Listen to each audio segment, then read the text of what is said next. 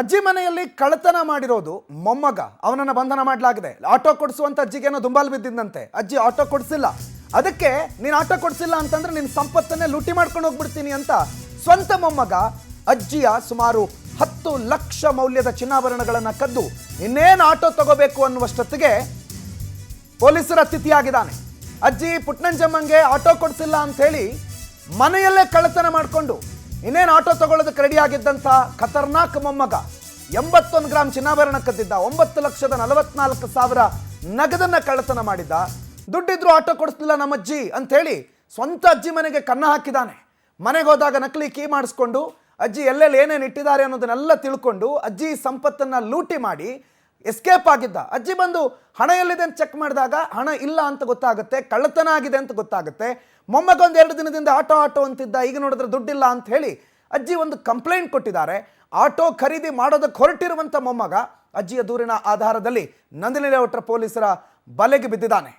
ದಾರಿ ತಪ್ಪಿರೋ ಮೊಮ್ಮಗ ಇವನು. ಅಜ್ಜಿ ಮನೆಯಲ್ಲೇ ಕಳ್ಳತನ, ಸ್ವಂತ ಅಜ್ಜಿ ಮನೆಯಲ್ಲಿ ಅಜ್ಜಿ ಆಟೋ ಕೊಡಿಸಿಲ್ಲ ಅನ್ನೋ ಕಾರಣಕ್ಕೆ ಒಂದು ಆಟೋಗೆ ಏನೋ 2-2.5 ಲಕ್ಷ ಅಂತೆ, 8-10 ಲಕ್ಷ ಅಂದರೆ 4 ಆಟೋಗಾಗುವಷ್ಟು ದುಡ್ಡನ್ನು ಈತ ಎಸ್ಕೇಪ್ ಮಾಡಿದ್ದ. ಸುಮಾರು 81 ಗ್ರಾಮ್ ಚಿನ್ನಾಭರಣವನ್ನು ಕೂಡ ಮನೆಯಿಂದ ಅಬೈಸ್ ಮಾಡಿದ್ದ ಅಂತ ಮಾಹಿತಿ ಬಂದಿದೆ. 81 ಗ್ರಾಮು ಅಂತಂದರೆ ಹೆಚ್ಚು ಕಡಿಮೆ ಅದು 7 ಲಕ್ಷದ ಆಸ್ಪಾಸ್ ಬಂತು.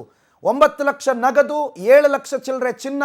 ಸೊ ಒಟ್ಟಾರೆ ಒಂದು 15-16 ಲಕ್ಷ ರೂಪಾಯಿ ಮೌಲ್ಯವನ್ನು ಅಜ್ಜಿ ಮನೆಯಿಂದ ಎಗರಿಸಿರುವ ಆರೋಪಿ ಮಿಥುನ್ ಈಗ ನಂದಿನಿ ಲೇಔಟ್ ಪೊಲೀಸರ ಅತಿಥಿಯಾಗಿದ್ದಾನೆ.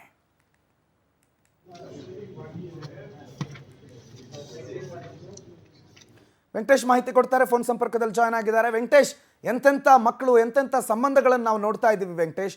ಅಜ್ಜಿ ಮೊಮ್ಮಗ ಅಂತೆ, ತಾಯಿ ಮಗ ಅಂತೆ, ಎಲ್ಲಿಗೆ ಸಮಾಜ ಹೋಗ್ತಾ ಇದೆ? ಏನು ಈ ಘಟನೆಯ ವಿವರ?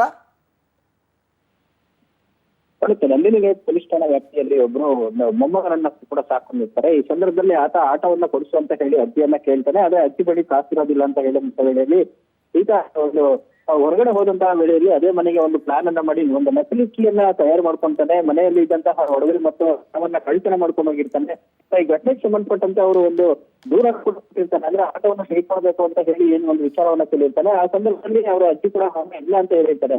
ಆಗ ಮನೆ ಒಳಗಡೆ ಇಟ್ಟಿದ್ದಂತ ಒಂದು 81 ಗ್ರಾಮ್ ಚಿನ್ನ ಮತ್ತು ಒಂದು 10 ಲಕ್ಷ ರೂಪಾಯಿ ಹಣವನ್ನ ಕೂಡ ಈತ ಕಂಡುಕೊಂಡು ಎಸ್ಕೇಪ್ ಆಗಿರ್ತಾನೆ. ಮನೆಗೆ ಬಂದು ವಾಪಸ್ ನೋಡಿದಂತ ಸಂದರ್ಭದಲ್ಲಿ ಕಳ್ತನ ಆಗಿರುವಂತಹ ಒಂದು ದೃಶ್ಯಗಳು ಕೂಡ ಕಾಣುತ್ತೆ. ಆಗ ಪೊಲೀಸರಿಗೆ ದೂರನ್ನ ಕೊಟ್ಟಂತಹ ಪೊಲೀಸರು ತನಿಖೆಯನ್ನ ಆರಂಭಿಸ್ತಾರೆ. ಆದ್ರೆ ಯಾವುದೇ ರೀತಿಯಾದಂತಹ ಕ್ಲೂ ಕೂಡ ಇರೋದಿಲ್ಲ. ಒಂದ್ ಕಡೆ ಅನುಮಾನ ಬರುತ್ತೆ. ಆ ಅನುಮಾನ ಬಂದಂತ ಸಂದರ್ಭದಲ್ಲಿ ಈ ತರನ ವಶಕ್ಕೆ ಪಡೆದು ವಿಚಾರಣೆ ಮಾಡುವಂತಹ ಸಂದರ್ಭದಲ್ಲಿ ಈತ ಮಿಥುನ್ ಏನು ಒಂದು ಕೃತ್ಯ ನಡೆಸಿದ್ದಾನೆ ಅದನ್ನ ಒಪ್ಕೊಳ್ತಾನೆ. ಆಟ ತೆಗೆದುಕೊಳ್ಬೇಕು ಅನ್ನುವಂತ ನಿಟ್ಟಿನಲ್ಲಿ ಕೂಡ ಈ ರೀತಿಯಾದಂತಹ ಒಂದು ಕೃತ್ಯವನ್ನ ಮಾಡಿರುವುದಾಗಿ ಹೇಳ್ತಾನೆ. ಅಜ್ಜಿ ಕೂಡ ಪಾಪ ಅವನ ಒಂದು ಜೀವನಕ್ಕೋಸ್ಕರವೇ ಎಲ್ಲವನ್ನ ಮುಡುಪಾಗಿಟ್ಟಿದ್ರು, ಆತನ ಒಂದು ಭವಿಷ್ಯನ ರೂಪಿಸ್ಬೇಕಂತ ಹೇಳಿ. ಆದ್ರೆ ಈ ರೀತಿಯಾದಂತಹ ಒಂದು ಕೃತ್ಯ ಮಾಡಿರುವಂತಹದ್ದನ್ನು ನೋಡಿದ್ರೆ ಮನೆಗಳಲ್ಲೇ ಕೂಡ ಈ ರೀತಿಯಾಗಿ ಕೃತ್ಯವನ್ನ ಮಾಡ್ತಾ ಇರೋದ್ರಿಂದ ಎಲ್ಲೋ ಒಂದು ಕಡೆ ಸಮಾಜದಲ್ಲಿ ಯಾವ ರೀತಿ ಸಾಕ್ತಾ ಇದೆ ಸಂಬಂಧಗಳು ಅನ್ನುವಂತಹದ್ದು ಕೂಡ ಕಾಡುವಂತದ್ದು ಕಾಣುತ್ತೆ.